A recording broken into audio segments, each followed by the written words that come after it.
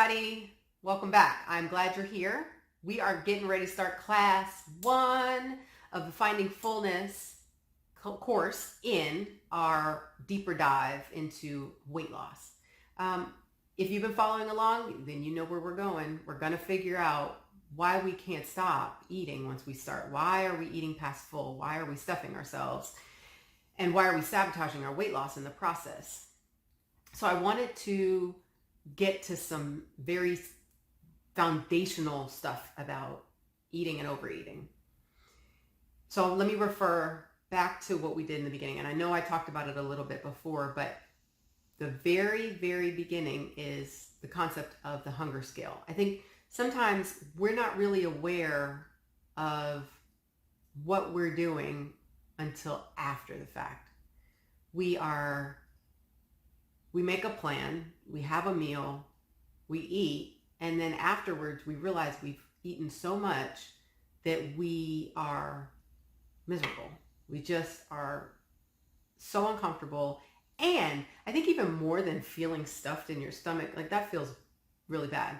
But even more is the mental frustration of thinking, I just undid whatever other work I've done. The scale might go up. I might gain weight. I might not lose any now.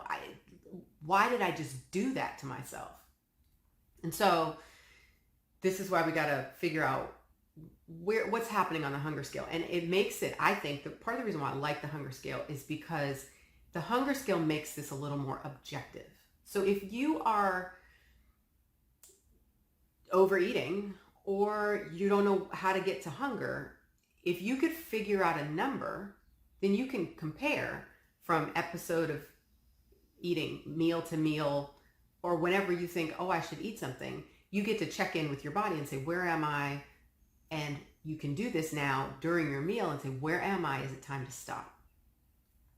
And the reason why I think that's important is because of the mental part of this and the frustration that comes when we violate the signals that say, you're done, it's time to stop. If you can look at this with some objectivity, you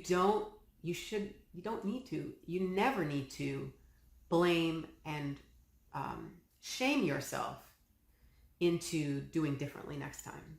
I think sometimes we get this idea that if we beat ourselves up really bad, that we won't do that thing anymore. We'll stop doing that because we hurt ourselves enough that then now, oh, I won't do that again because I don't want to hurt myself again.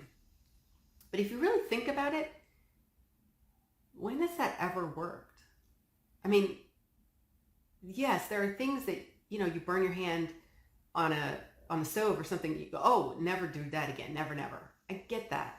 But if anybody says to you something really ugly and critical and negative, and they talk the kind of smack to you that you talk to yourself, have you ever responded to that kind of thing with a positive attitude?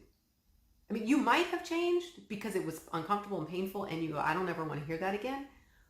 But it didn't create a good relationship between you and that person. And part of this whole process is building a good relationship with yourself so you take care of yourself in a way that gives you the body, the life that you want to have. So being critical, negative, shaming yourself is just not going to work. So let's work with the hunger scale. We want to go from a -4 before we eat, hungry, like, yeah, I'm ready. I need to eat. It's time. Not well, maybe I could eat. I don't know. Nothing really sounds good, but it's time for lunch. No. I'm good and hungry. I'm not starving.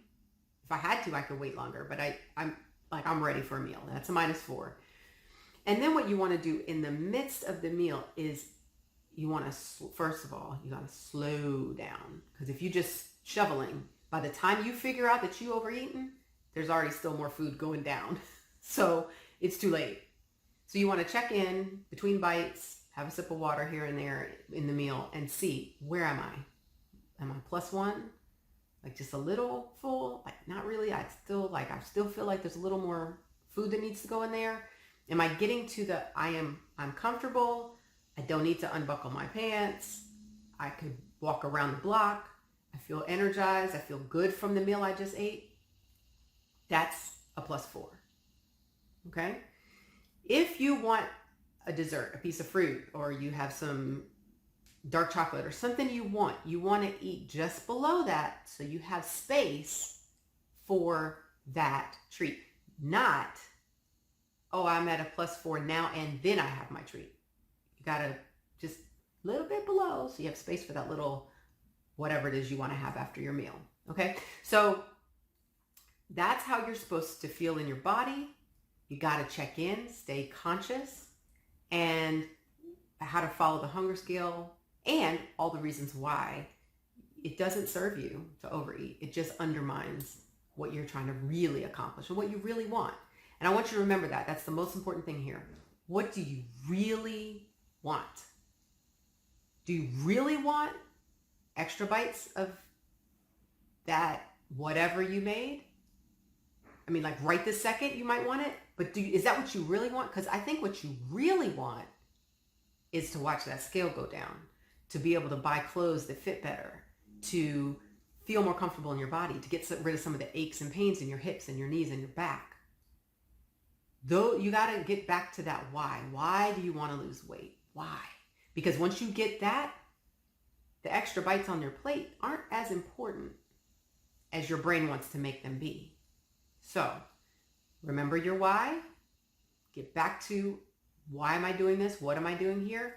And remember what overeating actually does in the end for you, which works against you. Okay? So that's week 1. All right?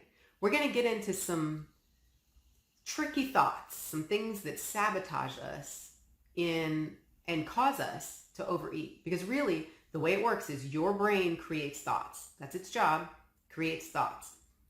The thoughts create your actions. Your action of overeating is what causes you to either stay at the weight you're at or gain weight and not lose weight.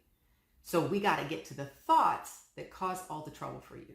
Okay? So that's what we're going to do in the next few weeks. Each week we're going to go through some thoughts that are sabotaging your weight loss in the sense of why you're overeating. So come back, join me again each week, and we will unpack this thing together.